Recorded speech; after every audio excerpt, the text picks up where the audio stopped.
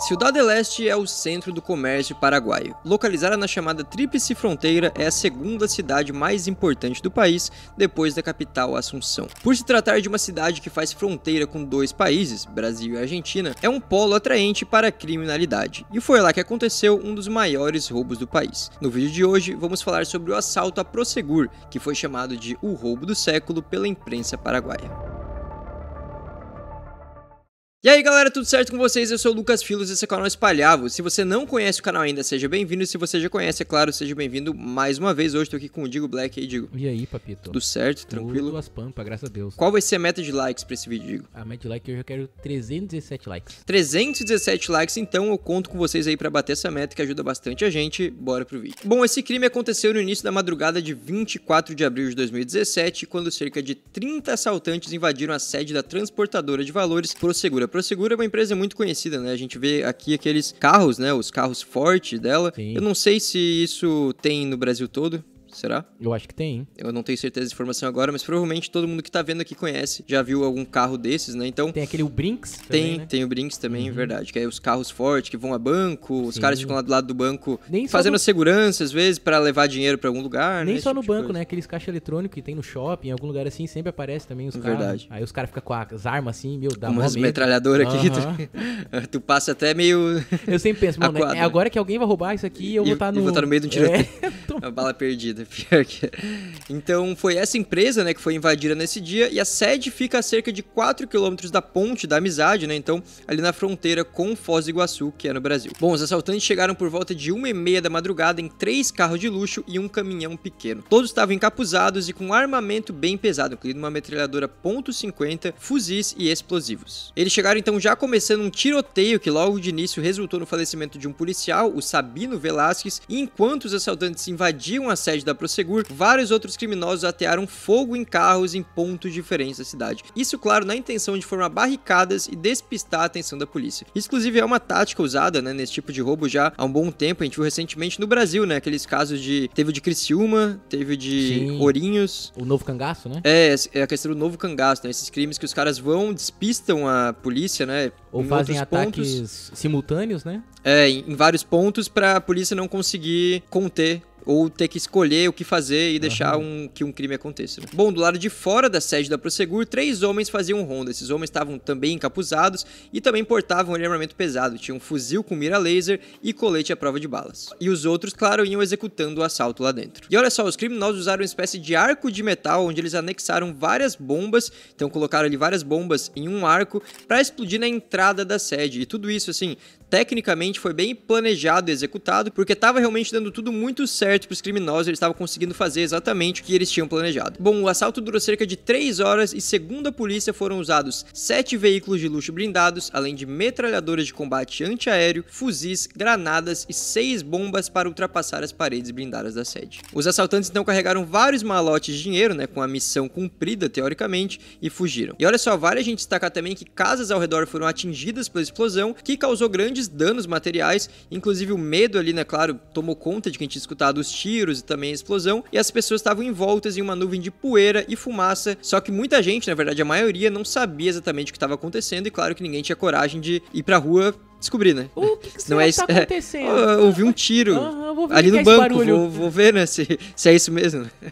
Então é claro que as pessoas não saíram de casa, então ficaram tentando descobrir o que estava acontecendo e tendo uma sensação, claro, de muita insegurança e medo. E o mais doido é que a galera também deve ter visto pelas redes sociais, né? Que, tipo, muitas pessoas estavam gravando. Olha só o que tá acontecendo aqui na minha cidade, não sei o que, não sei o que. Aí imagina várias pessoas da mesma cidade gravando em pontos diferentes, que nem você falou, né? Igual aqui no Brasil teve, né? É, também. mano, isso é doideira. Bom, na fuga dos assaltantes, para dificultar o trabalho dos policiais, eles espalharam os chamados miguelitos, né? Miguelitos que são como chamam... São basicamente ali pregos retorcidos de soldados. O Will pode pôr aqui uma foto, né? Pra ficar mais fácil. Esses pregos, então, furam os pneus, então dificultaram o trabalho da polícia. E os criminosos também atearam fogo em 15 veículos. Bom, então a partir do momento do crime, começou ali um trabalho conjunto entre as autoridades paraguaias com autoridades brasileiras também, como a Polícia Federal, a Polícia Rodoviária Federal e a Polícia Militar do Paraná. De início foram feitas buscas às margens do lago da usina de Itaipu, na região ali entre Itaipulândia e São Miguel do Iguaçu, por onde os criminosos entraram no Brasil. Inclusive, depois de cruzarem a fronteira, fronteira, isso já por volta do meio-dia, os assaltantes se encontraram com a polícia e teve ali uma troca de tiros, só que os policiais não eram suficientes, eles tinham ali um número menor e também um poder de fogo menor, então eles se sentiram acuados e recuaram pedindo reforços. A fuga então se estendeu em direção a Cascavel, que fica mais ou menos 2h30, 3 horas dali, onde rolou um novo confronto, mas agora com reforços policiais, então a polícia já estava mais preparada para lidar, né? Nessa troca de tiros, então, 3 assaltantes faleceram e 2 ficaram feridos. Bom, 15 homens dos envolvidos foram presos, mas a fuga no geral ainda se estendeu e vários conseguiram escapar. Sob posse dos presos e também dos que faleceram, né, foram encontradas ali algumas coisas como munições, uma metralhadora .50, vários fuzis de mira laser, coletes à prova de balas, salva-vidas, roupas camufladas e 7 kg de explosivos. Caramba, os caras estavam muito bem equipados. Estavam muito bem preparados. Então a polícia chega pra tentar lidar com esse tipo de coisa, o que ela vai fazer? Né? Às vezes chega uma viatura contra esses caras. Tipo assim, não vai conseguir. Por isso que tem vários tipos de polícia. Porque tem vários tipos de criminosos. De criminosos, tá ligado? Então, tipo, a polícia comum da cidade não vai conseguir, tá ligado? Então, tipo, tem que ser o exército, tem que ser uma força tática, uma força especial, alguma coisa assim pra poder lidar com um bandido desse calibre, né? E falando agora de dinheiro, né? Porque esse era o motivo do crime, do total levado pelos assaltantes, a PF conseguiu recuperar cerca de 4,5 milhões de reais em notas de dólar, real e guarani.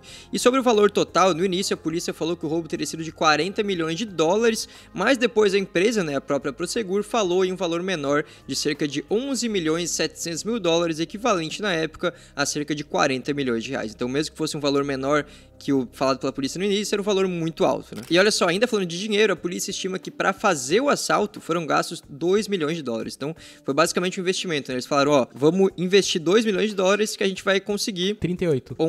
38 de... basicamente, na verdade... Na verdade, dos 40 que a gente vai conseguir, a gente só precisa investir 2.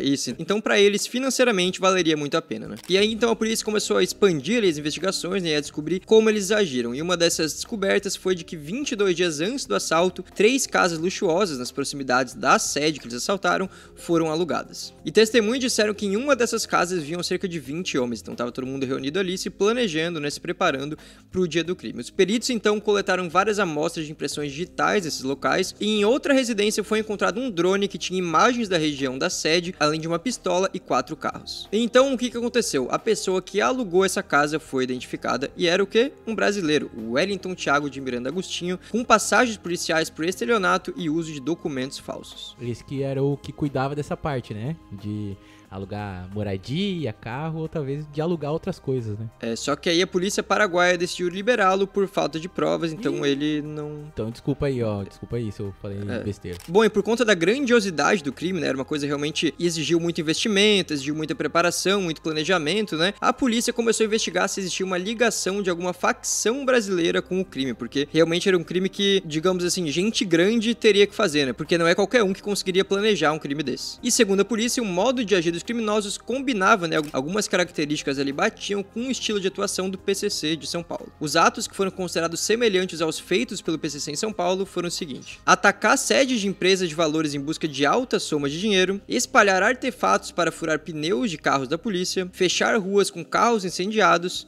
e causar pânico ao redor no geral. Bom, mas e as condenações, né? Alguém foi responsabilizado por isso? Então, em 2018, 8 brasileiros foram condenados pela Justiça Federal por envolvimento no assalto. Eles foram condenados a penas que variam ali de 24 a 34 anos de reclusão pelos seguintes crimes: latrocínio, roubo de veículo, sequestro e cárcere privado, falsidade ideológica e uso de documentos falsos. 6 condenados foram para penitenciárias federais por supostos envolvimentos em outros assaltos a transportadoras de seguros também e a bancos.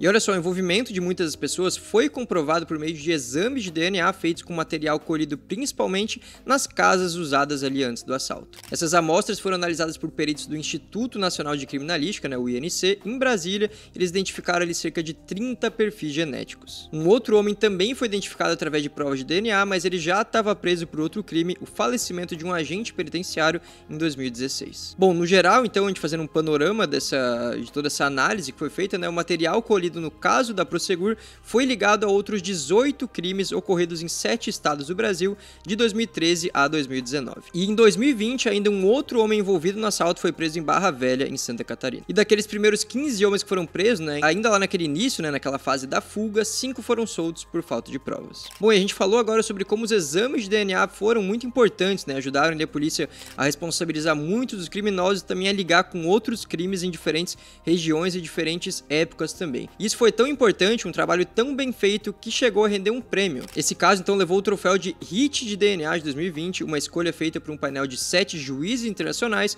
com formação em DNA forense e aplicação da lei. Esse programa, então, né, que se chama DNA Hit of the Year, é organizado pela GTH-GA, que é uma autoridade internacional em políticas, legislação e lei de bancos de dados de DNA. O diretor-geral da Polícia Federal, o Rolando Alexandre de Souza, disse o seguinte: o caso Prosegur destaca o valor do programa de banco de dados de DNA do Brasil para solucionar crimes. Esse banco está se expandindo rapidamente e terá um impacto significativo na solução de crimes, tornando nossas comunidades mais seguras da violência. E olha só, essa questão do DNA foi tão forte que a própria Netflix lançou uma série em 2023, então já há 2 anos atrás, com o título DNA do Crime. Essa série foi inspirada justamente no assalto à Prosegur, né? Ela não é uma série que segue 100% à risca o que aconteceu lá, mas é inspirado nisso. E, inclusive, o Digo foi no lançamento dessa série, né?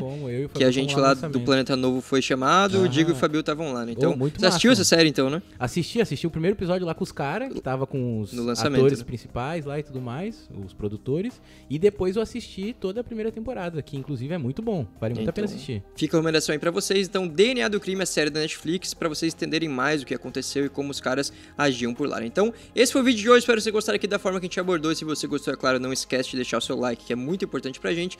Comenta aqui o que você achou e dá sugestão de temas para próximos vídeos. E se inscreve no canal se não é inscrito ainda. Tamo junto, até a próxima.